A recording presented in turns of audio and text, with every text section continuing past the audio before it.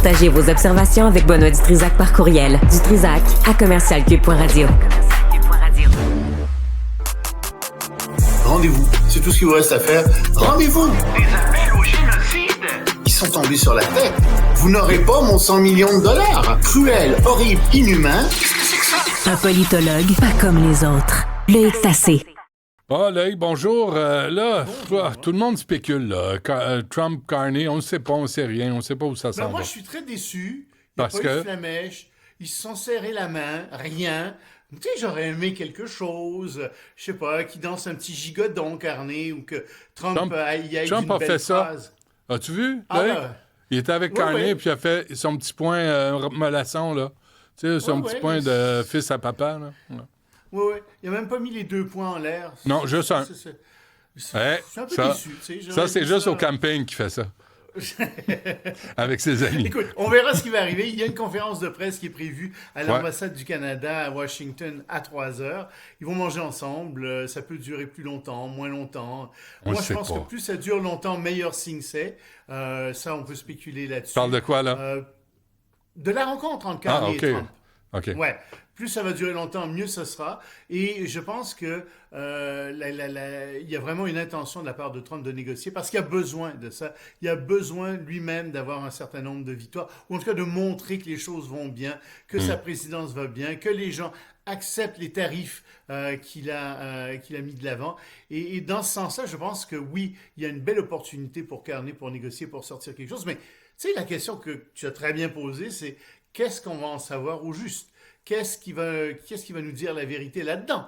Hein, comme on sait, Trump est quelqu'un qui adore dire la vérité.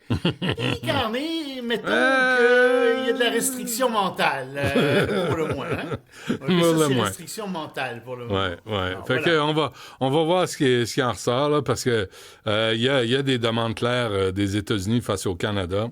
On va voir ce qui arrive avec ça. Mais c'est ridicule. Il a sorti une liste d'épiceries, il a exagéré. Le Canada est un profiteur au niveau de la défense, en commerce et en environnement, etc. Bon, ça c'est pour... Non, mais oui, au niveau de la défense, on s'est toujours fié aux États-Unis. Certainement. On a des forces armées canadiennes minuscules, là. Sinon, tous les citoyens canadiens seraient postés à la frontière avec une baïonnette, parce qu'on n'a pas ce qu'il faut, on n'a pas la population pour défendre tout notre territoire. Avec une baïonnette, je nous vois en soldat avec une baïonnette. Très bien. C'est très beau, Benoît, le Grand Nord. Oui. Je te vois très bien dans le Grand Nord défendre le Canada. Non. Vous ne passerez pas. On sort l'hiver, parle-moi pas de ça. Je te vois dire ça aux Russes. Il faut que tu apprennes le russe, par exemple, pour dire vous ne passerez pas en russe. Je sais pas comment c'est simple. Fuck off. C'est en russe, c'est chez vous. Bon, parle-nous en Allemagne, qu'est-ce qui se passe? Je pense pas que tu vas passer ton accréditation pour devenir interprète russe, français. Je me fais comprendre assez facilement, si tu savais. Alors, en Allemagne. Bon, mais ça va bien été pour M. Metz, qui devait être élu aujourd'hui chancelier. Et en Allemagne, c'est pas les électeurs qui élisent directement le chancelier, ce sont en réalité les élus. Et il lui fallait 316 voix. Et non, au premier tour, il y en a eu 310. Et insulte suprême, c'est la première fois que ça se passe comme ça depuis 1945. Donc... un peu humilié, Metz, il a été obligé d'aller à un deuxième tour. Au deuxième tour, il y a eu 325 voix. Donc oui, c'est maintenant le chancelier allemand, c'est lui officiellement. Mais ça augure un peu mal pour sa présidence, sa chancellerie, devrais-je dire, parce que la population est divisée. Il y a surtout des conservateurs qui n'ont pas voté en sa faveur, des conservateurs qui ne veulent pas que l'Allemagne s'endette davantage, alors que, justement, il y a un problème de plus en plus, il y a une menace de plus en plus grande de la part de la Russie. Tu sais qu'il y a des exercices militaires qui vont être bientôt tenus en Biélorussie, 200 000 hommes. Tu te dis, mais pourquoi est-ce que la Russie et la Biélorussie tiennent des exercices militaires alors que la Russie est en guerre depuis 3 ans? Il me semble que c'est un gros exercice militaire, ça, une guerre pendant 3 ans. Non, on s'en va en exercice militaire. Et Zelensky, d'ailleurs, a dit, écoutez, ça ressemble quand même un peu à ce qui s'est passé en 2022, lorsque, sous prétexte d'exercice militaire, ils ont envahi ensuite l'Ukraine.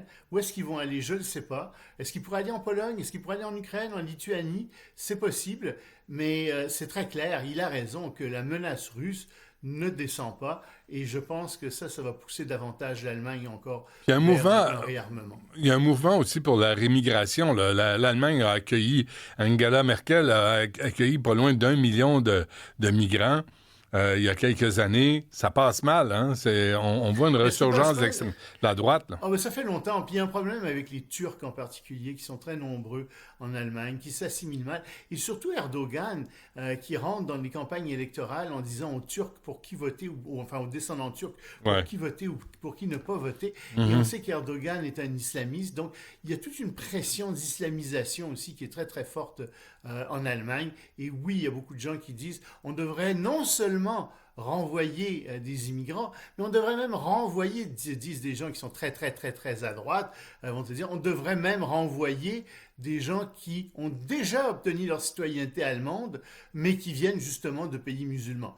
Alors évidemment, ça passe pas très bien en général en Allemagne, ni en Europe. Quand tu l'as donné, tu l'as donné, tu sais. Oui. Et le secrétaire à la Défense, Exet, qui vient de Fox News, fait l'objet d'attaques, quel genre? Des attaques de toutes sortes.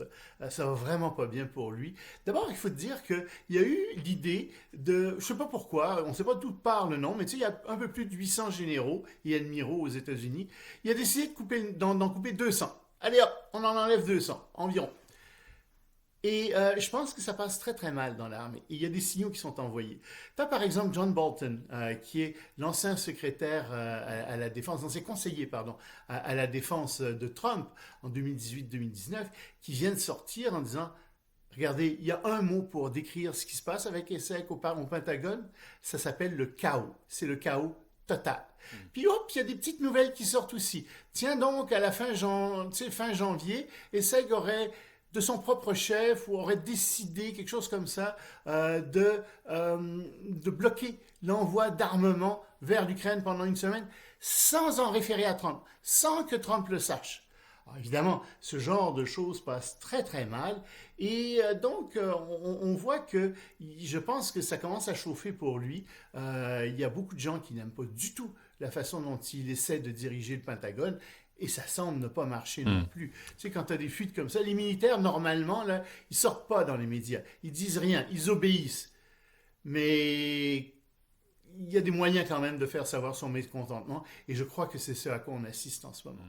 Et rapidement, Loïc, les Nations Unies préparent une réforme radicale. C'est une nouvelle importante. Je voulais t'en parler hier. Oui, parce qu'ils ont des gros problèmes financiers. On ne sait pas où va l'argent exactement. Il faut dire que là-dedans, tu as plein de gens qui viennent de pays très, très corrompus et qui ne sont pas nécessairement compétents non plus. Ce que Trump a dénoncé dès son arrivée. Avec raison. Avec raison. Absolument. Il y a un gros problème. Puis j'ajouterais à ça, l'ONU est maintenant constituée majoritairement de pays dictatoriaux, alors que ça devait être une façon de propager la démocratie à travers le monde et les droits de la personne. C'est pas le cas exactement. C'est même pas du tout le cas. Mais bon, ça c'est un problème qui est très très réel et Trump a raison de le dénoncer.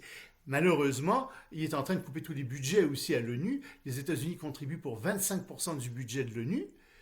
Ben, si ce 25% part, plus les malversations, puis il y a plein de pays qui ne paient pas ou qui paient en retard aussi, mais l'ONU se retrouve donc dans un problème financier très grave. Ils n'ont pas de quoi couvrir toutes leurs dépenses.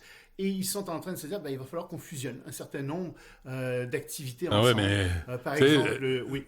Tu sais, quand tu as le Conseil des droits de l'homme, puis tu as l'Iran ou l'Arabie Saoudite qui devient président de ce... Là, tu dis non, vous riez de nous autres, là. Vous assassinez vos adversaires politiques. Les femmes ont pas les mêmes droits que les hommes. On va t'asseoir dans le cour, on va t'asseoir dans le placard. Toi, t'as pas d'affaire sur ce Conseil-là. Je pense qu'il y a un ménage à faire, sérieusement. Il y a des choses qui fonctionnent bien, remarque, à l'ONU. Les postes et télécommunications, on n'en entend jamais parler, ça fonctionne bien. Tu sais, il y a des choses qui fonctionnent, mais il y en a d'autres qui ne fonctionnent moins bien. Et il y a la Chine là-dedans aussi, qui est en train de prendre systématiquement la présidence et la direction de à peu près tous les bureaux de l'ONU, et qui est en train de sortir les États-Unis là, et les pays européens aussi. Ça aussi, ça pose un problème. Donc, encore une fois, il y a une réforme qui est en train qui mijote là à l'ONU, une grande Parfait. réforme. Merci, Loïc. On se reparle demain. Salut, Anne.